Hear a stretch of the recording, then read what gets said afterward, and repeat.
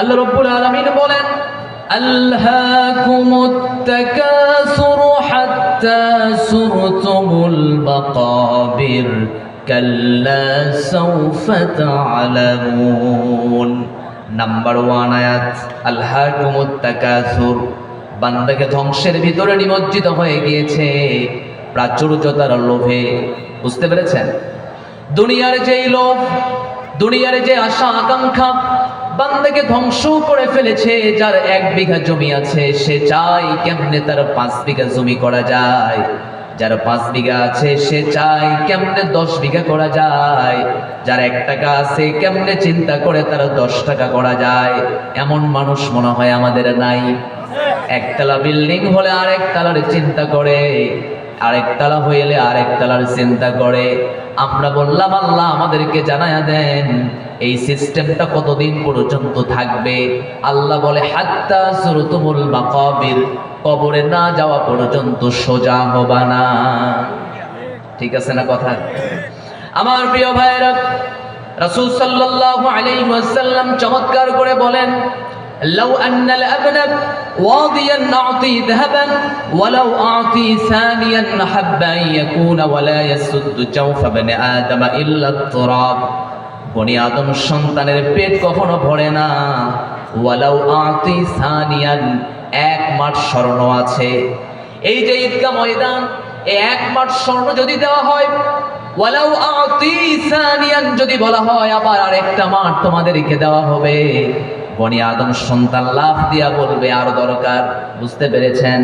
ওয়ালা ইয়াসুদ্দু জাওফা বিনি আদম ইল্লা তুরাব, বনি আদম সন্তানের কবরের মাটি ছাড়া তার কখনো পেট ভরবে না।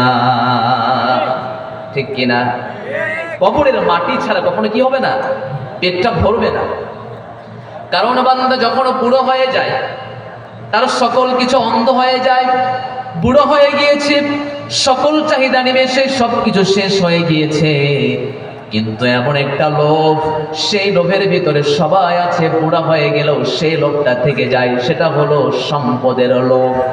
বিশ্বাস যদি না হয়, মুমূর্ষ ব্যক্তি চলতে পারে না, শায়িত হয়ে আছে, এমন সময় যদি আপনি গিয়ে বলেন আপনার জন্য বা আমার জন্য আপনি 50,000 টাকা দেন, বা আরেক ছেলেকে বা জমি লিখে দেন, আরেক মেয়েকে জমি লিখে দেন, ওই সময়ও দেখবেন বুড়া বেটা লাভ দিয়ে উঠে বলে আমি পারবো না। রাগ সরে একটা ভাব আছে, কেন জমি লিখে দেব? তাহলে মুমূর্ষ অবস্থায় ব্যক্তি বুঝতে পারে সম্পদের লোভ কখনো ছেড়ে দেওয়া যায় না। নবী সাল্লাল্লাহু আলাইহি ওয়াসাল্লাম বলেন, يهرم ابن آدم وتشب منه اثنتان الحرص على المال الحرص على العمر। দুটি জিনিস মানুষের কখনো বুড়া হয় না, তার ভিতরে 1 নাম্বার হলো আল হিরসু আলাল মাল, 1 নাম্বার হলো বান্দার ধন সম্পদের লোভ। এটা কখনো বান্দার জন্য বৃদ্ধ হয় না। যত দিন যায় বান্দার চাহিদা তত বাড়ে। বুঝেননি কথা? মনে হয় ছোট্ট মানুষ ছিলেন, সম্পদ কাকে বলে এটাই আপনি বুঝতেন না।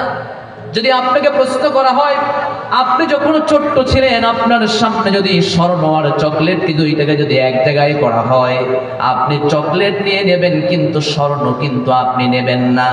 বয়স একটু বেড়েছে, স্বর্ণের কদর বুঝেছেন, চকলেটের দিকে তাকান না। কারণ জানেন ওরকম স্বর্ণ যদি একটা পকেটে ঢোকে, 1000 চকলেট আরেক পকেটে রাখা যায়। ঠিক আছে না কথা? يهرم ابن آدم وتشب منه اثنتان الحرص على المال الحرص على العمر। বান্দা সব কিছু নষ্ট হয়ে যায়, সব কিছু বার্ধক্যে পরিণত হয়ে যায়।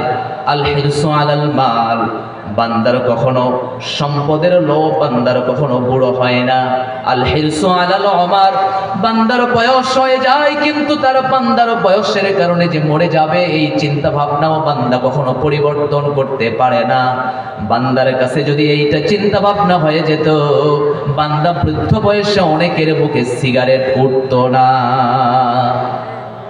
কথা মনে হয় বুঝেন নাই? 70 বছরের বৃদ্ধ সিগারেট ছাড়া জীবন চলে না, এমন বৃদ্ধ মনে হয় নাই। ওরা যদি জিজ্ঞেস করেন আপনি বৃদ্ধ, আপনি কি মরবেন না? বলবে মরার দিন যদি এখনো সময় মনে হয় আছে, যদি মরার সময় যদি না থাকতো তাহলে মুখে তো সিগারেট ওঠার কোনো কথা না। কথা বুঝতে পেরেছেন আমার কথা?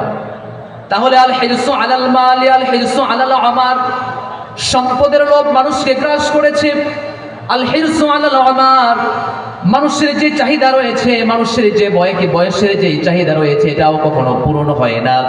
এই জন্য ইমাম বসরি রাহিমাহুল্লাহ চমৎকার একটা উদ্ধৃতি পেশ করেছেন, দুনিয়ার মোহে নিয়ে থাকো, অথচ দুনিয়া হলো তোমাদের আমার জন্য 3 দিনের হলো দুনিয়া। কয় দিনের দুনিয়া? জোরে বলতে হবে, কয় দিনের দুনিয়া? আদ-দুনিয়া থালাতাতু আইয়াম আমা আমস ফাকাদ যাহাব বিমা ফীহি ওয়া আম্মা গাদান ফালাআল্লাকা লা তুদরিকুহু ওয়াল ইয়াওমু ফা'মাল ফীহি। নবীজি বলেন, আবার ইমাম বসরি রাহিমাহুল্লাহর একটা চমৎকার উদ্ধৃতি রয়েছে, যে উদ্ধৃতি নবী সাল্লাল্লাহু আলাইহি ওয়াসাল্লামের মুখ থেকে একইভাবে পেশ করা হয়েছে। প্রথম নাম্বার হলো দুনিয়া হলো 3 দিনের। একটু আওয়াজ দিয়ে বলেন, দুনিয়া কয় দিনের? জোরে বলতে হবে, কয় দিন? দুনিয়া হলো 3 দিন। 1 নাম্বার হলো আমা আমস ফাকাদ যাহাব বিমা ফি ওয়া আম্মা গাদান ফালাআল্লাকা লা তুদরিকুহু ওয়াল ইয়াওমু ফা'মাল ফি। 3 দিনের ভিতরে 1 নাম্বার হলো গতকাল। বলেন তো কি কাল? আরো জোরে বলতে হবে, কি কাল? আর 2 নাম্বার হলো আগামীকাল, আর 3 নাম্বার হলো আজকে। এই হলো 3 দিনের হলো দুনিয়া। এই হলো আমাদের 3 দিনের দুনিয়ার ফুটানি। বুঝতে পেরেছেন কথা? এখন আপনাকে প্রশ্ন করি, আমা আমস ফাকাদ যাহাবা বিমা ফি ওয়া আম্মা গাদান ফালাআল্লাকা লা তুদরিকুহু ওয়াল ইয়াওমু ফা'মাল ফি। 1 নাম্বার বিষয় হলো যেটা আমি বলি গতকাল। আমি যদি আপনাকে বলি গতকাল যেই খাবার খেয়েছেন আজকে সেই খাবারটা রিটার্ন করেন, আপনি বলবেন আমি পারবো না। আপনাকে যদি আমি প্রশ্ন করি গতকাল যেই কাজটা করেছেন আবার রিটার্ন করেন, আপনি বলবেন পারবো না।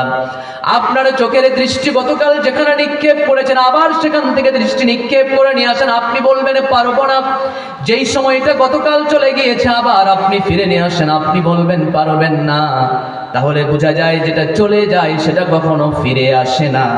এটা হলো আমা আমসি ফাকাদ যাহাবা বিমা ফি।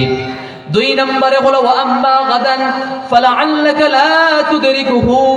2 নম্বর হলো আগামীকাল, ওয়া আম্মা গাদান ফালাআল্লাক লা তুদরিকুহু। সম্ভবত তুমি যে আগামীকাল করো সে আগামীকাল তুমি নাও পেতে পারো। ওয়াল ইয়াওমু ফা'মাল ফি, যেহেতু তুমি আজকের দিনটা আল্লাহর কাছ থেকে নিয়ামত স্বরূপ পেয়েছো, জেনে রেখে দাও আজকের দিন থেকেই সিদ্ধান্ত নিয়ে যাও, আজকের দিন থেকেই নিজের জীবন পরিশুদ্ধ করে নাও। সুবহানাল্লাহ। তাহলে দুনিয়া কয় দিন? জোরে বলতে হবে, কয় দিন? আরো জোরে বলেন, কয় দিন? বলেন তো গতকাল। জোরে বলেন, গতকাল, আগামীকাল, আজকে। তাহলে গতকাল যেটা চলে গিয়েছে এটা কখনো ফেরানো সম্ভব? 2 নাম্বার, আগামীকাল পেতেও পারি, ফালাআল্লাক লা তুদরিকুহু, নাও পেতে পারি, আমাকে ছেড়ে চলে যেতে পারে। ওই আগামীকাল আমি যে পার হতে পারবো, ক্রস করতে পারবো, কোনো সম্ভাবনা আছে? এই যে আপনি শুয়ে পড়বেন, এখান থেকে যাওয়ার পরে আপনি শুয়ে পড়বেন, আপনি উঠবেন, আবার কোনো গ্যারান্টি আছে নাকি? তাহলে আপনি আগামীকাল বলছেন, নাও পেতে পারেন। ওয়াল ইয়াউম ফা'মাল ফি, আজকে যেহেতু সময় পেয়েছেন আর দেরি নয়, চিন্তা করতে হবে, এখন থেকেই সিদ্ধান্ত নিতে হবে, আমাকে চেঞ্জ হতে হবে। ওয়াল ইয়াউম ফা'মাল ফি, এখন থেকে সিদ্ধান্ত নিতে হবে কেমনে পরিবর্তন করা যায়।